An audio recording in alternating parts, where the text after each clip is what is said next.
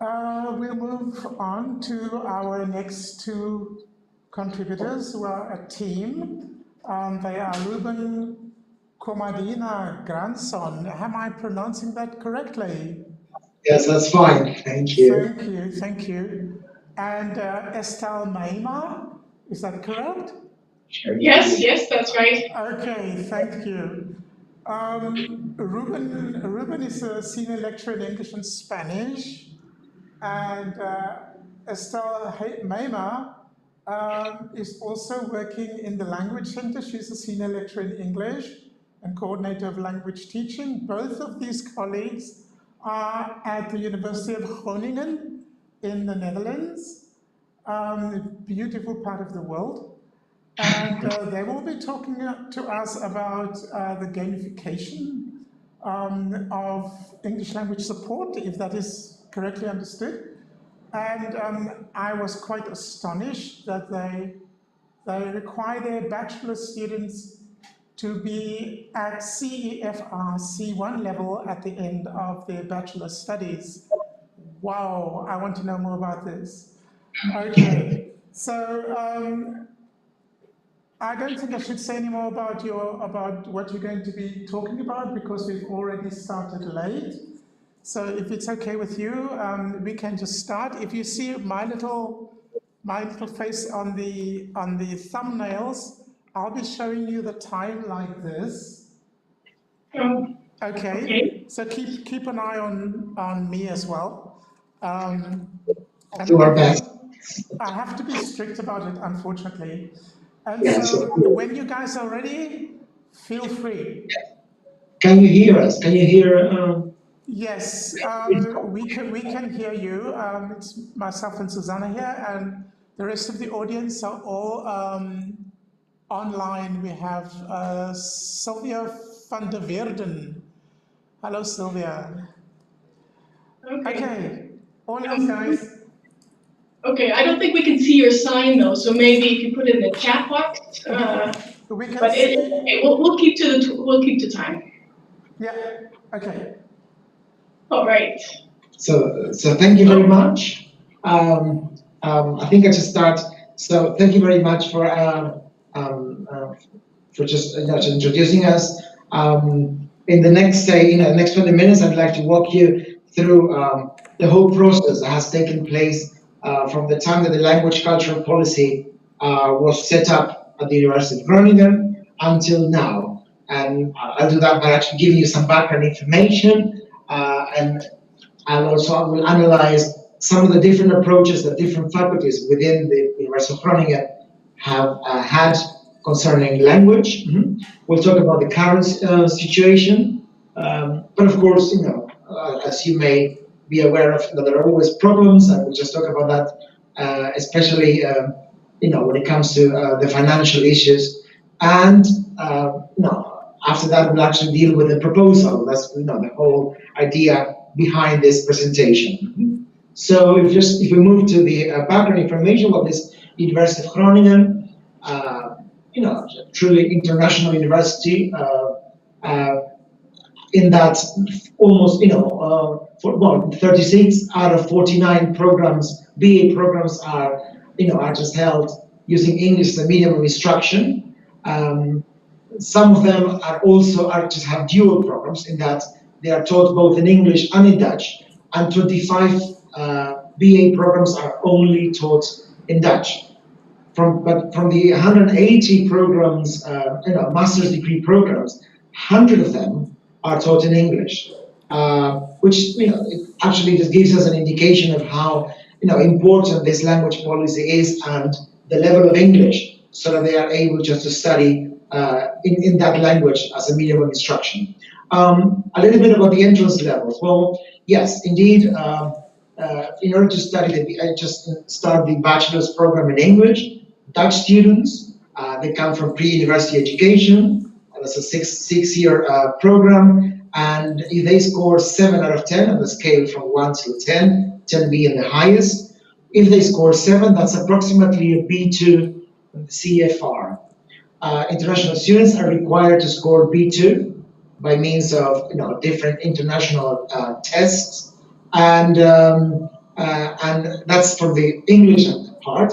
As far as the Dutch part is concerned, they need to score. The international students need to score, B2, and that's by means of the NT2 level 2 program exam. Sorry. So that's just the B2, just for as far as bachelor's degree is concerned. When it comes to the entrance level for masters, is like you've mentioned, C1. So that means that between year 1 and year 3, students with a B2 level need to score C1 in 3 years' time. So what happens when that level at the beginning of the bachelor's program is rather low, say a low B2? Well, students actually have to spend far too much time on language, and unfortunately, lecturers who may not be language teachers spend actually too much time on correction. That leads to quite a few issues. Mainly frustration on both sides, teachers and students. When, as far as students are concerned, they may actually have study delay. In the Netherlands, there's a binding study advice at the end of the first year. They need to score a number of credits in order to continue with the program. So if language, if English is a medium of instruction and they have issues with the language, it means that some of them actually have study delay, which might eventually just turn into dropout. So the dropout rate, can be rather high because of language, unfortunately. Yes. So, in 2004, this University of Groningen Language Culture Policy was set up, but I think my colleague would actually talk to you about that. Yeah. So while this university and many universities have been internationalizing for decades already, that we didn't really have a real language policy in play. And so, for example, at this university, while a number of university staff already came from abroad, all the policy documents were still in Dutch. Committees were still organized in Dutch. Another example is each faculty and even each program has their own language requirements. So Ruben just mentioned a few of these requirements are now standard, but before they weren't. And these requirements, if there were any, are just not, there are various levels for their staff and for their students. So in 2014, a small team was asked to create this policy for the entire university. The small team included the former rector of this university, some specialists, Kevin Haynes, some of you might know him, and I was part of this team as well. And well, in a nutshell, the policy was quite much larger, but a compulsory approach. So we're trying to streamline all English for staff and students with a good control quality. Initially, it was so this was our main point, and then a voluntary and stimulating approach for the Dutch for all international staff, for students and staff, and a focus on intercultural awareness. Right. So when it came to try to implement this policy, various working groups were created, and one of those working groups was this initial assessment. So we wanted to support the students in their Dutch and in their English level. So originally, English and Dutch were put in the policy, then Dutch was taken out, and English was put in. We just discussed this in the previous presentation. The importance of Dutch language seemed to be, wasn't much important. But at the bottom, we have included two references, one to our policy and one to an interesting article explaining why it's so important that we support this Dutch. And we'll come back to that in a minute. So, so just we were mentioning that, like Estelle, my colleague mentioned that, different faculties actually had different ideas and different levels set up just for these programs. Just to give an indication, as you probably know, well, the Language Center at the University of Groningen is a profit-making organization. We need just to generate our own income. So, just to give an indication of what the situation was like from all these years. Now, just to give you an example of, for example, at the Faculty of Law, International European Law, we started, with just a 1 year long program in English, just as a complete year, and that was in 1998. And that was, that went on until 2018, pretty much, with both writing and speaking skills for all students in the English programs, in particular the International European Law, as I've mentioned. And on top of that, in the third year, when they were about to write their bachelor thesis, they would also receive some support. As of last year, unfortunately, that year-long program was reduced to only one semester. In this country, one block. In this country, a block is actually 7 weeks, and that's only writing skills. So you can see just the blue line there. Speaking skills was just eliminated, and the writing, of course, was drastically reduced. As for Dutch, no support throughout all these years, and there has been talk this year of actually using a Dutch language test of a C test in order to assess the level of Dutch of students. Now, just to mention another faculty, for example, the Faculty of Economics and Business, again, a faculty that, as of 2001 until now, we've actually we have been teaching English for all first-year students, the bachelor's program, with some exemptions that were granted, not always. We're talking about speaking and writing skills, and as of this year, there's 25% less teaching time. You can see that that's the line in orange. So again, drastically reduced. As far as Dutch is concerned, no support for the Dutch track. And just to give you yet another example, that would be just the next one. That was perhaps what we call a bit of a better example of what we have, and that is the Faculty of Science and Engineering. The moment the language policy was in place, they took that very seriously, and they decided, for example, that first year students would be assessed on one subject, and that exam would also be given feedback on language that happens in the first block, and based on the level of that language, students were given the possibility to follow workshops, range, accuracy, coherence, for example, so that they can actually work independently plus the help of these workshops, so that they can reach this B2C1 requirement at the end of year one. So you can see different faculties doing different things in order for their own students to manage one way or the other. Now, of course, we are just, as I said, a profit-making organization, the Language Center. So, at one point, in an attempt to cut our losses, we started creating what we call feedback scenarios, in that we offered faculties the possibility for students to receive feedback on an essay, whether that be an exam under exam conditions or just an essay that they can write. And as you can see there were various options. Some faculties opted for only a CFR level indication, and that would be the end of the story. Others would actually want the CFR level to be split into range, accuracy, coherence, and in some cases there would be some feedback. And as you can see, in some cases there were writing workshops or a writing course, but unfortunately, in most cases, the follow-up was non-existent. So again, different faculties doing different things, even though we're talking about the same university. So perhaps Estelle would like to just talk to you about the Dutch situation now. Yeah, so the local language Dutch situation, from what I understand from the article as well, and from my colleagues here, is that there was little support for language and academic skills, just because we expected the students coming off high school to have a particular level of language, and then they shouldn't need this extra support at university. Sure, there were some institutions like a writing center set up to help them, but it was just very little support. Then we moved on to, then they realized that academic skills was quite important for Dutch and for English, so then they really focused on these academic skills, but still language was left to the side, and especially because the focus was more on English now.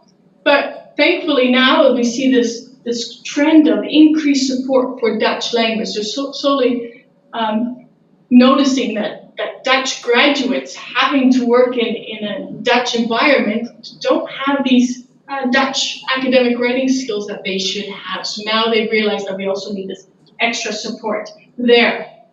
So to summarize quickly what we said, there are these three trends. So Ruben explained this blanket approach from a few large faculties, but they're the ones reducing their hours now.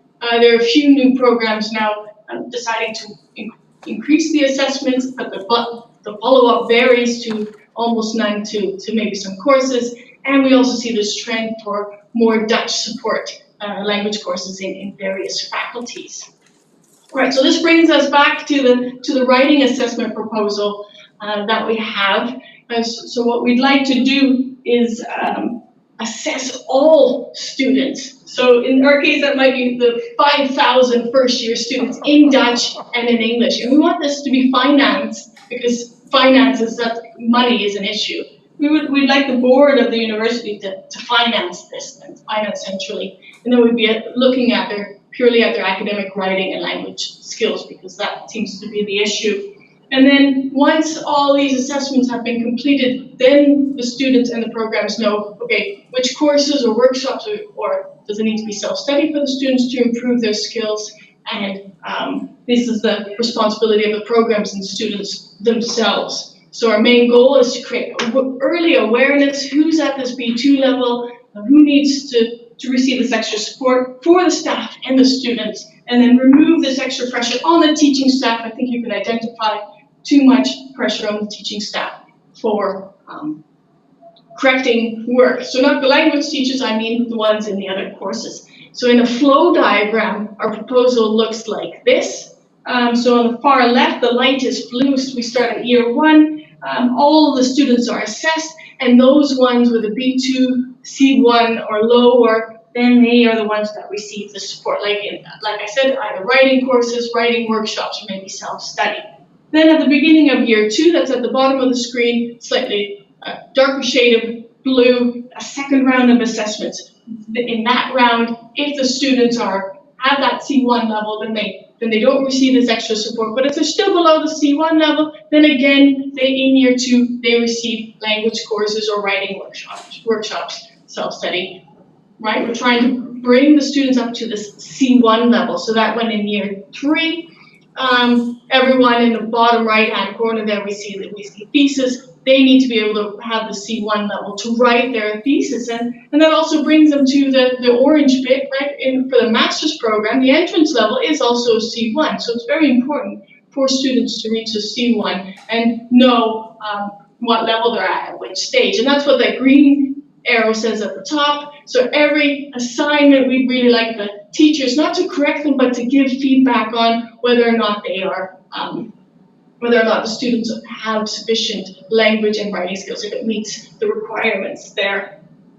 Yeah, so the status right now, it's been conditionally approved by the Strategic Education Committee. This sounds very promising. The rector's in this committee, vice deans of faculties are in this committee, but I don't know if we'll manage to have all this paid for centrally. Well, we don't know if the vice deans will be able to convince their faculties. And finally, if there's follow-up, how and when will this follow-up be offered, and who will pay? So, in a nutshell, that's our language policy and this writing assessment proposal that we have. So we're quite interested in the group. Okay, it's a small group, but maybe we can hear from you. What is the situation at your institution? We just heard from Iris a little bit what they were planning on doing there. But we're wondering what your situation is, how you're dealing with this maybe issue with the language levels of the students, and maybe the importance of English versus the local language. Yes. Yeah. So thank you very much, and I'm really looking forward to hearing your questions and seeing what the situation is like in your countries. Great. Thank you very much. We have a few people online. If anybody online has a question, please, there's one. Yes, the first one's coming through. It's from Maika Engelhardt. I don't know whether you guys can see that, but I will read it out. Do I understand correctly that your Dutch native speaker students lack the necessary language skills in Dutch? If that is so, how do they react on an assessment of their native language being bad? Yes. Okay, so that's a good question. Thank you, Micah. Yeah, so what we're noticing is that the Dutch students, these could be first generation university students, right? So their parents, grandparents never attended university. Could be children of immigrant families, but also just the native Dutch people. The language skills are just not up to par. The high schools aren't bringing them up to par. And so, yes, their language skills are suffering, and they're not very happy about it, we have to say. But it's just something the faculties have noticed, that the language skills are too low and they just need to work on it, period. Yeah. More often than not, they are not able to produce an academic paper, for example. Yes, quite. Thank you. Any other questions from the crowd online? Or maybe I can jump in with one at this point. I was very, very impressed with that chart you had at the end, showing the flow from the point the student enters university and their language level and how they, yes, that one, wonderful. I wonder how that works in different faculties. I think you've shown different faculties having different strategies, etc. To what extent is this modified, or rather, I'm not asking for a detailed breakdown of all the differences, but what would strike one as a stark difference between the way one faculty navigates its way through this and the way another faculty does? For example, science and an arts, or two different faculties. Would you be able to comment on that? Sorry. It's a very interesting question because traditionally faculties, and Dutch universities are somewhat very independent in that they actually, come up with their own decisions, and it also has to do with money. Some faculties are rather, are perhaps, better off than others. So. We've noticed, for example, that, in the case of the Faculty of Science and Engineering, with a faculty that has recently been awarded a Nobel Prize, or just somebody from the faculty was awarded a Nobel Prize. I mean, then there's certainly perhaps more affluent, we could call it. So they, talking to the when people are when we explain this situation and they are aware of it. They have the means to do, for example, as I've mentioned before, our best case at this point. However, there are other faculties which actually have to make do with what they have, and then more often than not, that leaves that up to the student to reach the level. So the problem is, just not one student from one particular faculty, but it's just a problem across the board. It's just that in some cases, it's up to the student to deal with the situation, and that's perhaps just too far-fetched. Having an overarching, decision, like, for example, like what we are proposing, will certainly make things, for the whole university across the board. Yeah. Yes. Does that answer your question? I would imagine that it also raises the awareness across the faculties that one can actually do this in a structured way. One can do something about it, and one can do something about it in a structured way. And I would imagine, helps to get the idea more accepted across faculties that might be reluctant to see the benefit in this. Yes, absolutely. Yes. Thank you very much. Are there any other questions? I noticed there's a nice discussion going on online. Are there any other questions for our speakers? We have another couple of minutes left. We don't see the chat. Sorry? We're not seeing the discussion. Yes, I can see it here. Are you saying you can or you cannot see it? You cannot. Okay. You cannot. Yeah. Okay. The people are debating the points that you've made. And I'm Okay. interested now. Okay, so I have one more question before we go. I think this might be a quick one. On your chart, so you get a second assessment. That assessment says if they are sub C1, then they have to take further language instructions. And if they are at C1, they can proceed to year 3. But what if they, at that second assessment, they are still where they would be at entry point? Yes. You see, are they allowed to proceed at all? Or do you just tell them, hold your studies, concentrate only on language, and then you pick up your studies again? Yeah, so that's also a very interesting question, and we don't really have that power, of course, because we want students to graduate. But the idea is to have more of these assessment moments, so the students can see their progress and the staff can see their progress. And it's really up to the program themselves to see how the advance goes of the language skills. But what we notice, and in this article we shared, if students are below B2 C1 for a long period of time, they generally struggle with the programs anyway, right? So that's where you see the dropouts happening. Yes. Okay. Yeah. Okay, guys, well, we're reaching the end of our show here. I want to say thank you very much to Ruben and Estelle for this wonderful and stimulating presentation. Ruben and Estelle, I would like to get in touch with you afterwards, and perhaps I can visit you in Groningen.